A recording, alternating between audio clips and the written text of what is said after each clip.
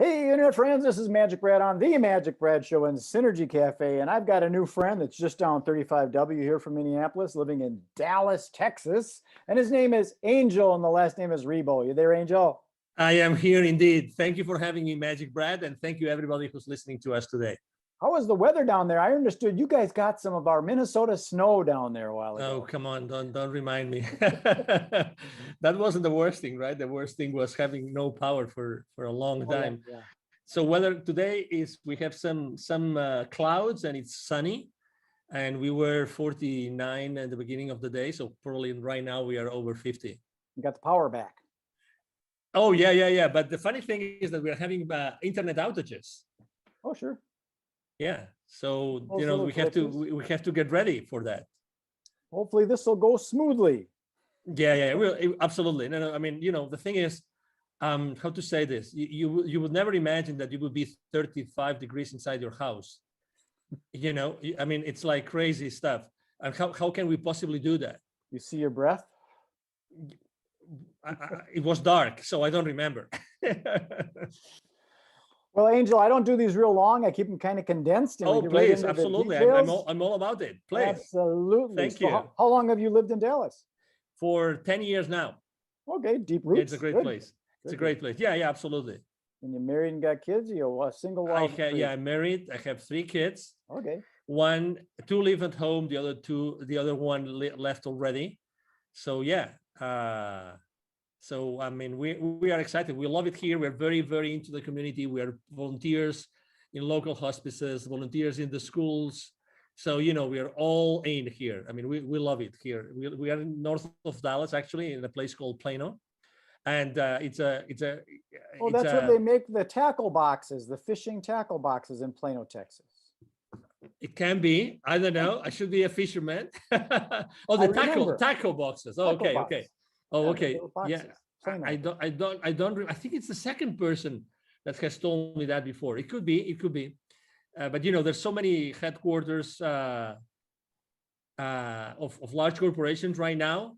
So many things happening in the area that probably like the ones that have lived here, probably they are more like acquainted with former companies, like companies that have been Sure. Well, forever. I'm 63, almost 64 years old. So I'm talking way back when I was a teenager going fishing. I remember I had a plastic Plano tackle box and wow. Okay. Plano. So who would have thunk it? So tell us a little bit about. I mean, let me tell you something. We've been here for 10 years, and there's places that when we came here, there was nothing built. Mm-hmm. And as you know, Texas is the second largest state in the union. Yeah. So there's so much space to fill, that we are in. I mean, it's amazing the amount of companies and headquarters that are relocating every single year. It's also fascinating how fast they can build buildings these days. Yeah, true. Yeah, it's not like brick by brick anymore. They take them big slabs and put them up, and poof, they got a warehouse. I agree. I agree. I don't know what's going to happen with the space, with the office space right now, with all the virus and everything. But anyway, people will figure it out. I mean, we're business people, so everybody figures out what to do with the surroundings. But it's a great area. It's an international area. There's people from many different places in the world here. Very important, high-tech industry. So again, multicultural. This is really a melting pot of cultures here in Plano, Texas. Do you consider yourself an entrepreneur? I do. In the business world? Totally. Yeah. You got that entrepreneurial spirit, and we will innovate and adjust. My background is in the event industry, events, travel, and tourism. Guess what? COVID doesn't like that. That said no. So yeah. I had to innovate, and that's why I'm doing a lot more online things like this, just staying out there, making it happen. So tell us a little bit about your business and what you do. Thank you. Absolutely. So basically, both corporate CEOs and established entrepreneurs, they hire me to bridge the gap globally for expansion and exposure. Basically, I help them grow or accelerate the growth of their businesses through strategies related to going global, basically. Mm-hmm. And basically, it's two very defined parts. One is, exposure. It's all about how do you get the right exposure in the right market at with the right target, right? Mm-hmm. And the other one is how to get, basically, it's more like business development. how to find the right clients or partners or partnerships or distributors or resellers. It depends on what service or product you're providing. So you work with a lot of different type of people, I'm sure. And Yes. do you run into like the old school guys that want to do like radio and TV because that's what works, and they won't innovate into a different way? Well, I haven't had that conversation, but I definitely deal with old school guys. And I think that everybody is so sensitive already about online, that, I mean, I have been offered myself to have a show on a radio station. But obviously then it's all about, I would have it if I could bring my clients on, and then I could help them, publicize their system, their products and services, right? So it all depends. It all goes down to the audience that you are serving. But I think that right now, even the older schoolers are really, they know that they have to be online. And to that purpose, actually, I use LinkedIn extensively. Yeah. I use as you probably have seen, I mean, I'm very active on LinkedIn. I have 27,000 connections. I literally interact with a few,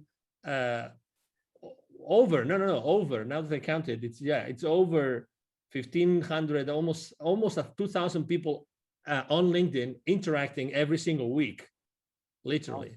So yeah, I have it's where that's my world. It's where I, interact with everybody. Well, the reason I bring it up, because I'm in the event business, and there was a party supply store locally here, and the old school guys, they've been around for like 30 years or something like that. They wanted to do radio ads. They didn't really want to put money into this social media thing because they wanted to do the old radio. And you could take that money and you can really put it into a much better place online these days when you understand that kind of thing. Some don't. But it's a great way of thinking still, because so the question that I like, I'm not the person that asks, can we do this or can we do that? Like, close-ended questions. I'm more the kind of guy that asks my clients, my partners, I ask, how can we? Yeah. And I think that at the end of the day, the main reason why they wanted to be on radio shows or let's say the classic radio, is because of the human touch. And for instance, the other day I was having a conversation with an entrepreneur. He wanted me to help her launch a show online. And actually we ended up thinking of how do we make this show online as the old radio shows in which people they would never miss the show. They already knew at what time it was every single week. Right. And they wanted to be there, and they wanted to make phone calls to the show and actually ask them questions live, these kind of things, and then the radio shows were many different things, but number one, they were informative, but more importantly, they would accompany you, right? They would be your buddies. You know what I mean? If you felt kind of alone or you didn't know what to do, you would go to those programs because you like the host or co-hosts, right? And it's a place where you wanted to be heard and you were curious about the questions of others. So if you realize this, it's like, how do you keep the human connection alive, having an online interaction? That's the question I'm answering myself for my clients every single day. That's exactly what I do. Yeah, it's the human engagement, and like you said, the Q&A kind of thing where you're actually talking and solving problems, and so it might be more applicable. So it's always good to ask those open-ended questions, the who, what, where, when, how, why, to get information in rather than saying this is the way it should be. Yes, sir. Exactly. Yeah. Are there any specific niches that you work in? Do you work in like that's a great question. Real estate? That's a great question. To be honest, historically I was working with literally every single industry. Today it's more related to the mindset of the owner, CEO, entrepreneur, more than to any industry. I really don't think there's any industry I have not worked, to be honest. So you prefer to work with the owner operator rather than going through the red tape of the committee and the board and all that kind of stuff? No, that's a great question again. No, I don't mind, because I'm good. I'm good physically. Let's say I like to have the face-to-face, Yeah. So that's where I am really, I mean, if I may say, right, humbly speaking, good at. I'm good at being face-to-face with people, talking to people, listening to people, and understanding what they want so that I can provide them with what they need. So to your question, I really like when there's a structure already in place, because that makes things easier. But Sure. that's for corporations, right? But I work a lot with entrepreneurs. So, it's all about the mindset of the person you're working with rather than the kind of company, either size or industry, really. Sure. Yeah, because sometimes people are concerned about their competition, Yeah. and maybe there is no competition. You're just in your own lane. Depends on how Yeah. fast you want to drive.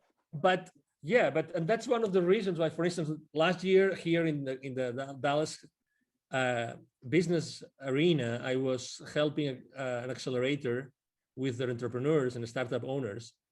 And we did a couple of webinars throughout the year, last year, about pivoting in times of crisis. And a lot of entrepreneurs, while pivoting, is like you are starting over your business, right? Somehow. So they were afraid of, oh, is there competition or there is no competition? I think that's the wrong question, very, very humbly speaking, okay? I think that's the wrong question. The thing is, I mean, do I really like what I'm going to do or to sell? Mm-hmm. Do I have the expertise? Is there an audience for this? And are they going to pay for it? If you're able to answer those 4 questions, then the competition really becomes irrelevant. Because Correct. If you're able to do yourself, you're able to do something better than the competition, if there's competition, then you're going to thrive. So the question is rather not if there's competition, is how can I differentiate myself? And again, I also believe that the same way I told you before that I don't pick like industries, or I don't pick company sizes, or profiles. I pick mindset. I think it's the exact same way. I think that even if you provide the same service as someone else, I think that you are going to be, there's still going to be an audience, because people will like you as opposed to someone else. You know what I mean? I agree. So let's say you and I, we both provide the same service. By nature, there's going to be people that naturally will be attracted to you, and other will be attracted to me. Sure. Just because of who you are, even because of your physical appearance, the way you speak, your accent.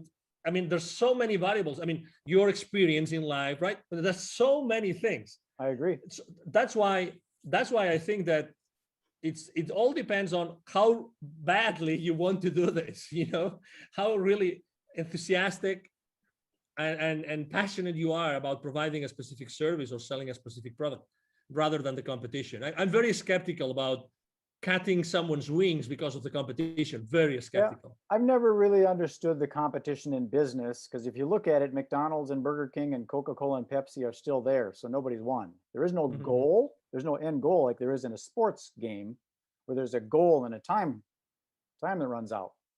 And there are more and more.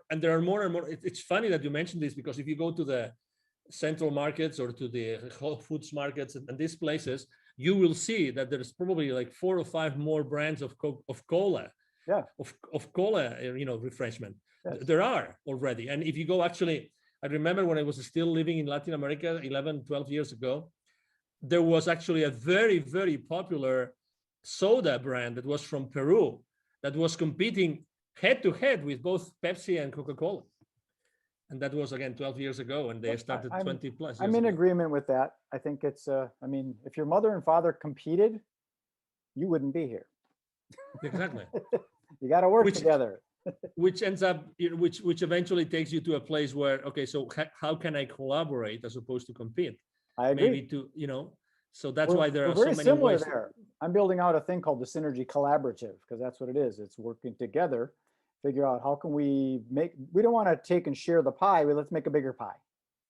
So let me tell you something. So every time I speak about the main mistakes that entrepreneurs make when they start their own journey, collaboration is one of the main mistakes. Number 1, because it's a blind spot for them. And number 2, because they are afraid of it. And number 3, because they're not able to do it. They don't know how to do it. It sounds crazy, but if you analyze it, and you said it great, MagicBrad, we are not taught on how to collaborate. How many subjects did you have? How many periods did you have in your elementary or middle or high schools about collaborating? What's the right way for collaborating? Well, of our collaboration. brains are functioning with the left and the right. So we already got that good and evil and the black and white and the separation. You got to realize that there is a gray. Yeah, but also again, how do you collaborate? How much do you give, and how much do you expect in return? So it's funny, but I really believe that we are very bad in collaboration, very bad. I agree. It's an under. You kind of wonder, okay, I put in 100 hours, you only put in 70 hours, and how come we're splitting 50-50? Yes. So I understand our mind thinks logically like that. Yes. I have another question about who do you serve? Are you in a specific geographic area? Do you prefer the United States, North America, or is it global? Doesn't matter to you? Yeah. So I've had in the last 5 years of my business, I've had clients in Europe, in Latin America, in Asia, in Australia, in Canada. So I have customers all over the place. So when it comes down to helping companies go global, there's really, I take clients from almost everywhere in the world. Right now, actually, I'm working on two projects, and one of them is in Asia, like large expansion projects. And there's really no geographical origin. Obviously, I have a very important footprint here in the Dallas area because I'm here. So there's a lot of executives that know me and know who I am, right? Because they see me around. But my clients really come from anywhere in the world because of the online world. Because some of the things that I'm working on, it's hard for me to work with someone over in Singapore or Bali, Indonesia, because the calendar is so flip-flopped. We're going to meet on Monday, but guess what? It's Tuesday there. Yeah. So I try and stay in the central time zone as much as I can, but to each his own, Yeah. I just had a conference call video conference call at 9:30 a.m. here in Central, and it was really late at night for them. But we try to compensate. We try to do like late for me, late for them, late for me, late for them. So we try. I like the way you operate because it's kind of doesn't matter because over on the other side of the planet, you got early morning people and they got late night people. It depends on the vibe and stuff. So it sounds like you're very open to whoever wants to work with you. I am. Done. Yeah. That's true. So yeah, I mean, typically, I have to say I work a lot of hours. A good day for me is the day in which I have a 2 or 3 hour break in the middle. Okay. So I see my day in 2 big chunks, really, because of that. So so I have a big chunk in the morning, starting really early, and then I have a big chunk. Let's say after 5, I have another big chunk of Asia is waking up and Europe is going to sleep. So what would be some of the key words that you would use for when people are looking for you if they're searching you out? Yeah, international expansion, international exposure. I am an influencer, so actually I'm a very strong business to business influencer or business to consumer, because the profile of the 27,000 connections I have on LinkedIn, I told you before, I engage with more than 1,500 every single week. So because of the nature of what I do on LinkedIn, I'm an influencer there. So I am a LinkedIn strategist, a LinkedIn influencer. Okay. Let's say a global expansion. Those would be the keywords. Yeah, LinkedIn is a whole nother world. I got a friend locally here that wrote a book on it. He calls himself the LinkedIn rock star, Mike O'Neill. I don't know if you know that name. I've heard his name. Yes. He's definitely a Mike O'Neill. Okay. Lives here in Minneapolis, used to be out in Denver, but he's really heavy into LinkedIn Navigator and helping lead generation for his clients. That's what that's good. Generation through LinkedIn. I do a lot of that. MagicBrad, a lot. It's a big world out there, Angel. It's a big world. Yeah, it's a big world, but it's becoming smaller and smaller. Well, I think it's important to, sometimes niche down. Myself, I'm working on what I call narrowcasting rather than broadcasting. Yeah. Trying to stay within the central time zone so that we're all working on the same time frame. And in the event industry, so I'm specific to the event industry, ideally right here in the Twin Cities. So suppliers of events and people that plan events. So I'm pretty niche down, but inevitably you get into this, oh, that looks interesting, I should sell that software to real estate agents, and you get lost sometimes. Yeah. You gotta put the blinders on and stay focused. Yeah, I agree. I have a hard time with that. Yeah. So tell us, how do we get a hold of you if someone says, that sounds interesting, I want to expand my business globally? How do we get a hold of that angel guy? Thank you. Absolutely. So it's very easy. As I said before, I'm actually very active online. So it's going to be, if you Google my name, you will see all my social media outlets and posts every single day, every single day. Right here, Angel Ribo. Thank you. Yeah, that's my LinkedIn profile. Right Thank you. there. If it looks like that, that's where you go. Exactly. Thank you. So you can go to LinkedIn but the easiest way to reach out to me directly is through my email address. Every single day, I answer every single message. I have a team behind me. Otherwise, it wouldn't be possible. My email address is very simple. It's Angel, like my name, Angel from Heaven, right? ANGEL, and then at angelribo.com altogether. Angel Ribo, my last name is spelled like RIB as in boy O.com. Again, Angel at angelribo.com. That is easy. 4 letters, Ribo. Yeah, very easy. Very easy. Well, Angel, I'm going to sign this off and then beam it up to the you. universe and propagate it out to that Thank global you. international world. And we'll see if we can hook some fish. MagicBrad, it's been a pleasure to be here. Thank you for the opportunity to be, in front of your audience and to be able to have this conversation. I really liked it and enjoyed it. As you said, it's very natural. I think that it's people are really want to see or listen to authentic conversations with no hidden agendas nor anything, just being yourself and myself and being ourselves here, trying to inspire. And everybody listening to us, obviously, thank you very much for being with us today. I agree. I think a lot of the business gets closed on the golf course or, at the watering hole as opposed to in the seminar room. I agree. Okay, Angel, thank you very much. Be well. Thank you. You have a good day.